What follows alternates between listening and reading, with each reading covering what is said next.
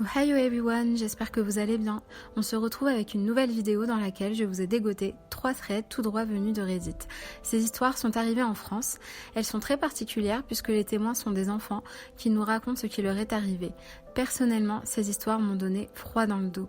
Surtout la dernière qui est complètement what the fuck. N'hésitez pas à liker si la vidéo vous a plu et à partager votre avis en commentaire. Moi, je vous laisse avec ces histoires.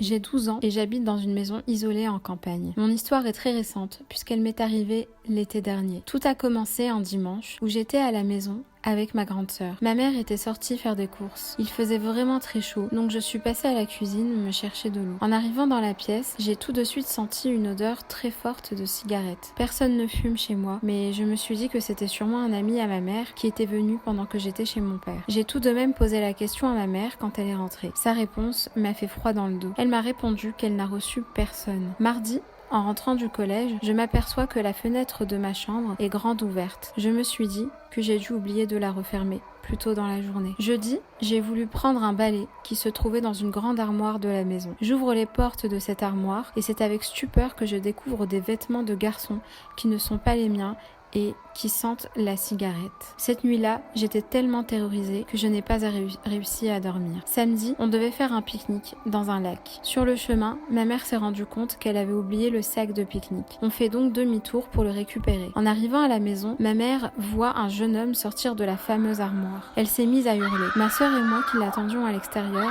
avons directement accouru vers elle. Ma sœur et ma mère ont directement eu le réflexe de bloquer la porte de la pièce où l'intrus se trouvait. Pendant ce temps, j'ai appelé la police. La police est ensuite arrivée et l'a embarqué. Elle nous a confirmé qu'il était chez nous depuis au moins 2 semaines et qu'il avait une paire de ciseaux avec lui dans l'armoire. Je me suis alors demandé comment cela se fait-il que je ne l'ai pas vu le jour où j'ai ouvert l'armoire.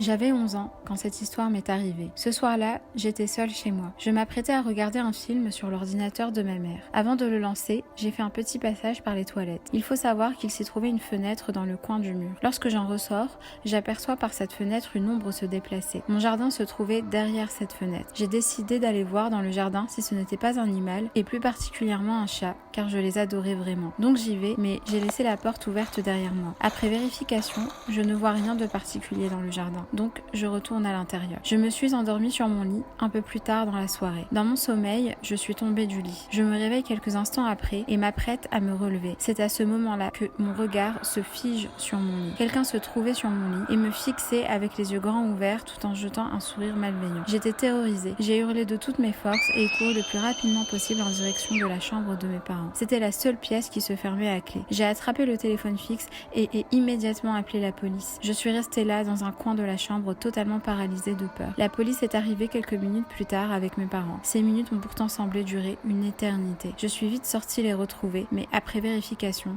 ils n'ont retrouvé personne.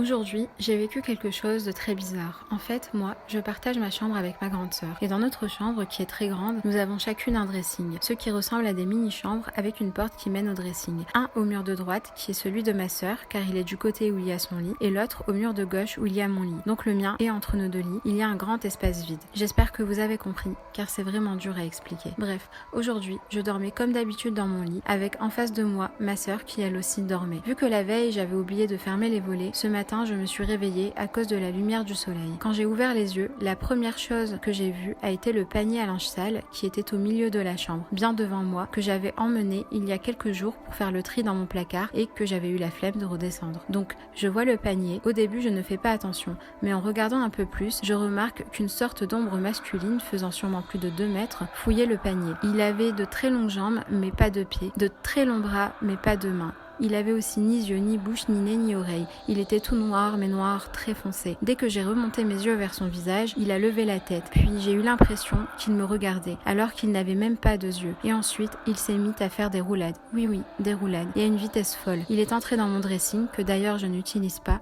sans même devoir ouvrir la porte. Je n'ai toujours pas d'explication à ce qui m'est arrivé.